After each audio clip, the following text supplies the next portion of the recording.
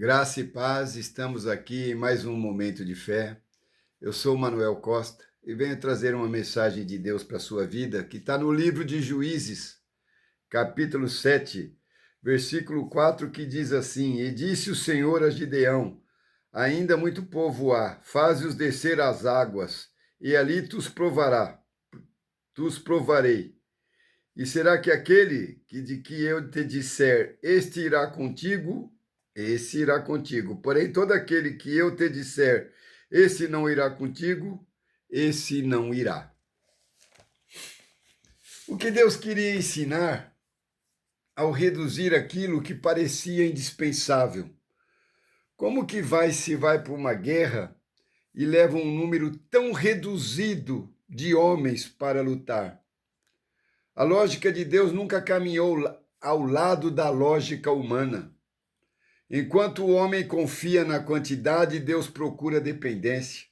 Enquanto a terra valoriza força, influência e números, o céu procura fé, o céu procura obediência, procura entrega.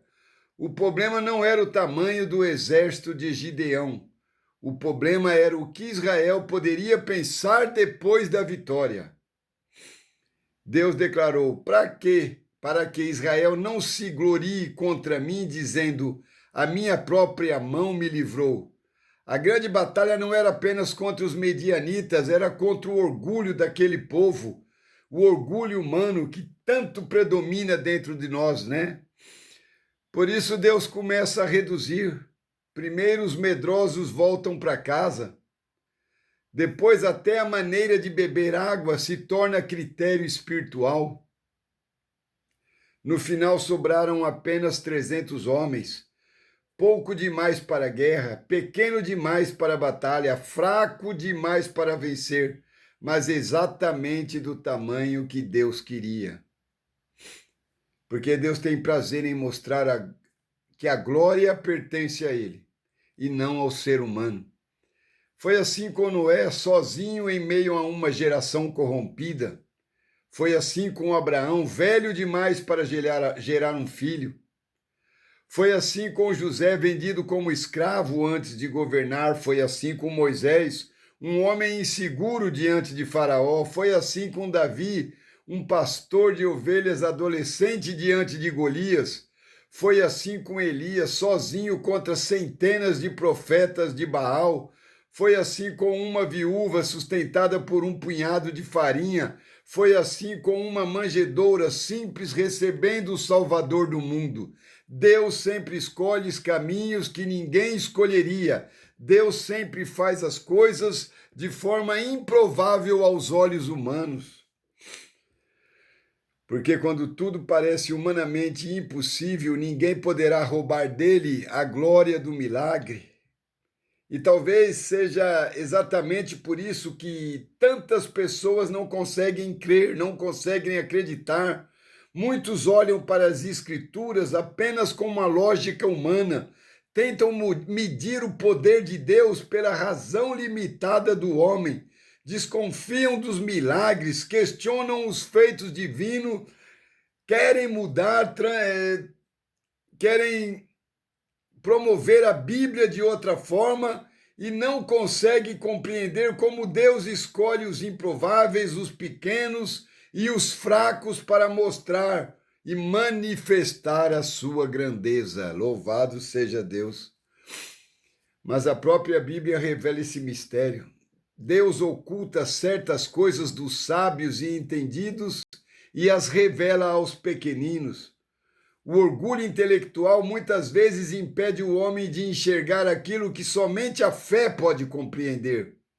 O reino de Deus não se discerne apenas pela inteligência humana, mas por um coração que está disposto a acreditar, romper barreiras, sabe, ver que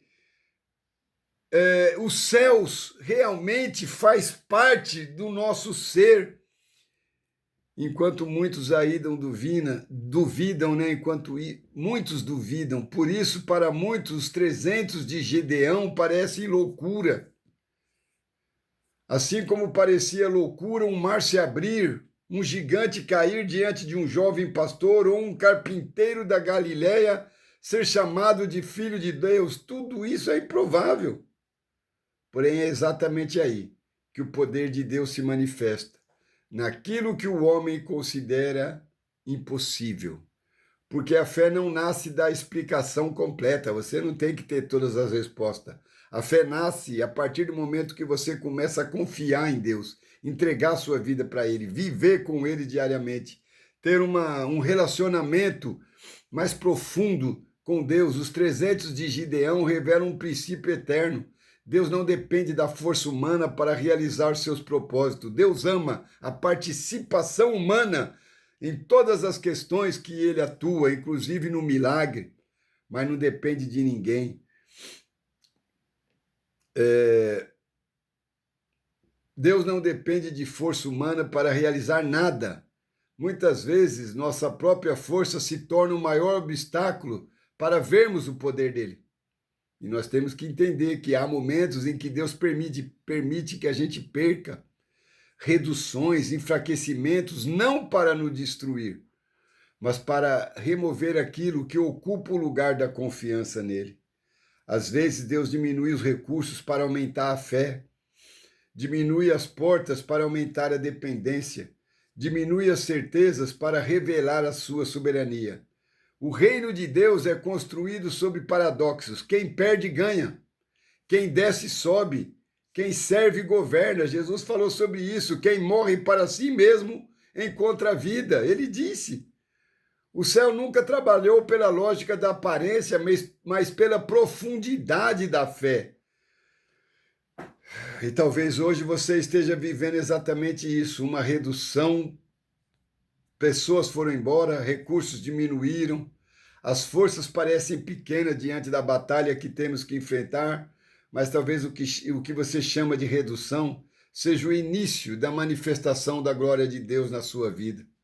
Talvez Deus esteja removendo a autoconfiança para que você descubra que a vitória nunca esteve na quantidade, na estrutura ou na força humana. Sempre esteve nele. Porque quando Deus entra na guerra, 300 são suficientes. Amém? Paz, saúde e prosperidade. Até a próxima. Se o Senhor assim nos permitir, deixe seu amém nos comentários e compartilhe esta palavra. Deus abençoe a todos.